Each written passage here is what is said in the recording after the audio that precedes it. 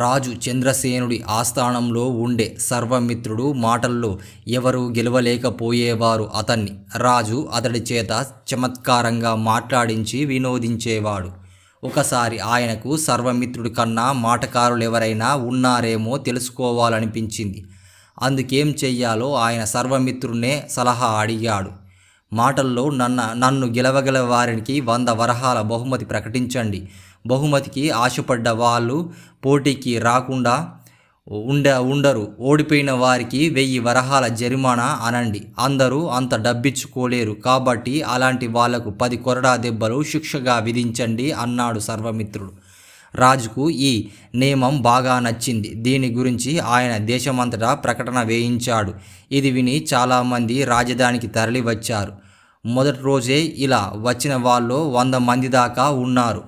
షరతు అంత కఠినంగా ఉన్నప్పటికీ ఇంతమంది తెగించి వచ్చారంటే వాళ్ళలో కొందరైనా మంచి తెలివిగల వాళ్ళు, మాటకారులు అయి ఉండాలి. మిగతా వాళ్ళంతా డబ్బాష కొద్దీ, మొండి ధైర్యం కొద్దీ వచ్చి ఉండాలి.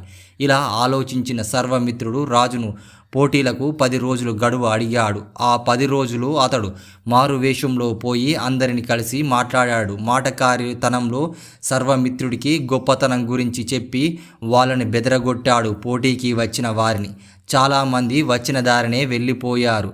పోటీకి వచ్చిన వాళ్ళలో గుణశీలుడు అనేవాడు చాలా తెలివైనవాడు. సర్వమిత్రునికి అలా కనిపించాడు. మాటల్లో తాను అతనితో నెగ్గలేనని కూడా అనుమానం కలిగింది. ఒకసారి ఓడడం జరిగితే రాజు తన ముఖమిక చూడడు. సర్వమిత్రుడు తన ఎవరన్నది గుణశీలుడికి చెప్పి పోటీల్లో పాల్గొనని పక్షంలో 200 వరహాలు ఇస్తా అన్నాడు. గుణశీలుడు పేదవాడు కావడంతో పోటీ కంటే ముందే తనకు డబ్బు వస్తుందని ఇదే నయమనుకుని ఆ డబ్బు తీసుకొని అక్కడి నుంచి వెళ్ళిపోయాడు. మిగతా వారందరినీ సర్వమిత్రుడు పోటీలో అవలీలగా ఓడించాడు. రాజు వద్ద నుంచి పెద్ద బహుమతి తీసుకున్నాడు. కొద్ది నెలలు గడిచాక రాజు మళ్ళీ పోటీలు ఏర్పాటు చేశాడు. ఈసారి పోటీలో గుణశీలుడు వచ్చాడు. సర్వమిత్రుడు 200 వరహాలు ఇస్తానంటే గుణశీలుడు చాలదన్నాడు. ఆఖరికి 500 వరహాలు తీసుకొని అతడు వెళ్ళిపోయాడు. సర్వమిత్రుడు మిగతా వారిని ఓడించి రాజు నుంచి మంచి బహుమతి పుచ్చుకున్నాడు. మూడోసారి పోటీలు ఏర్పాటు జరిగింది. గుణశీలుడు ఉత్సాహంగా బయలుదేరాడు. అతడి తండ్రి 2 సార్లు వెళ్ళి డబ్బు సంపాదించుకొని వచ్చావు. రాజుతో వ్యవహారం ప్రమాదం, జాగ్రత్త నాయనా అన్నాడు.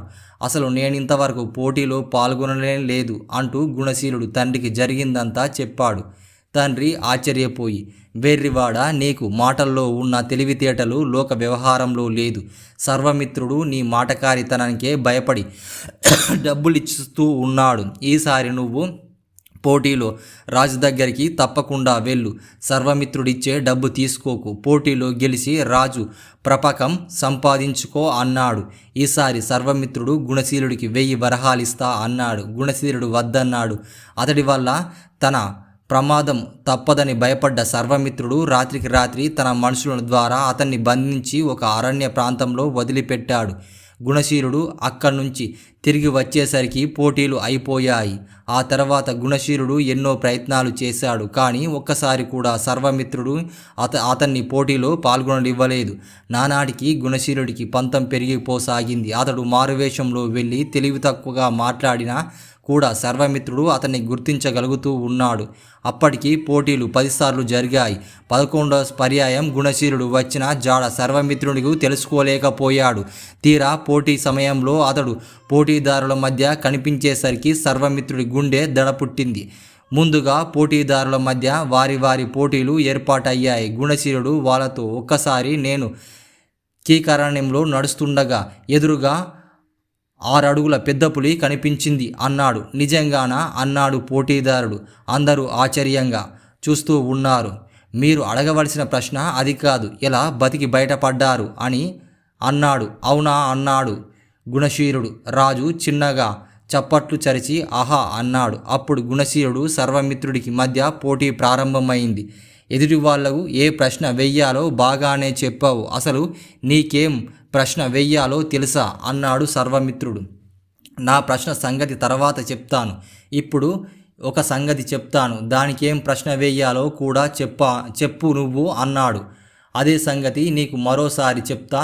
ప్రశ్న అడగడంలో నీవేమైనా తెలివితేటలు చూపగలవా అన్నాడు గుణశీలుడు. చెప్పి చూడు, నీకే తెలుస్తుంది అన్నాడు సర్వమిత్రుడు హేళనగా.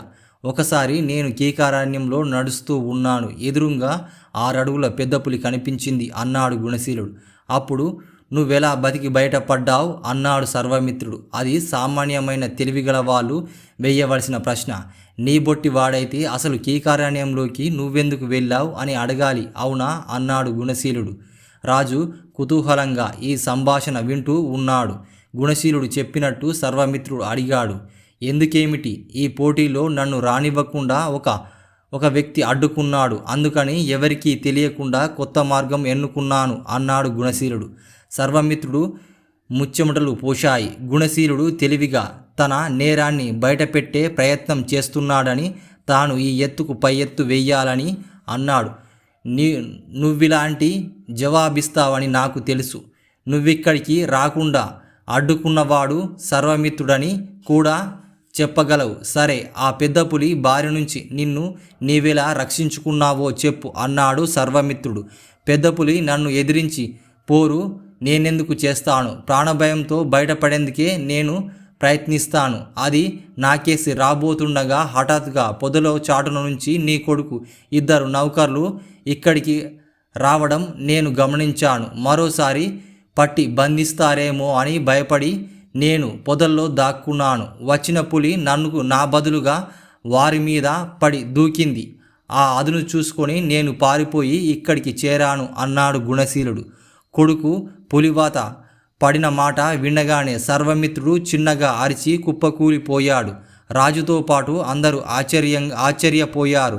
రాజు ప్రశ్నించగా గుణశీలుడు సర్వమిత్రుడికి దురాగతాన్ని గురించి చెప్పాడు. రాజు అప్పటికి సభ చాలించి లోగడ పోటీలు వచ్చిన కొందరిని విచారించగా గుణశీలుడు చెప్పింది నిజమని తెలుసుకున్నాడు. ఆయన సర్వమిత్రునికి కారాగార శిక్ష విధించి గుణశీలుడికి తన ఆస్థానంలో ఉద్యోగం ఇవ్వడమే కాక మాటకారితనం పోటీలు జరగడం మానుకున్నాడు.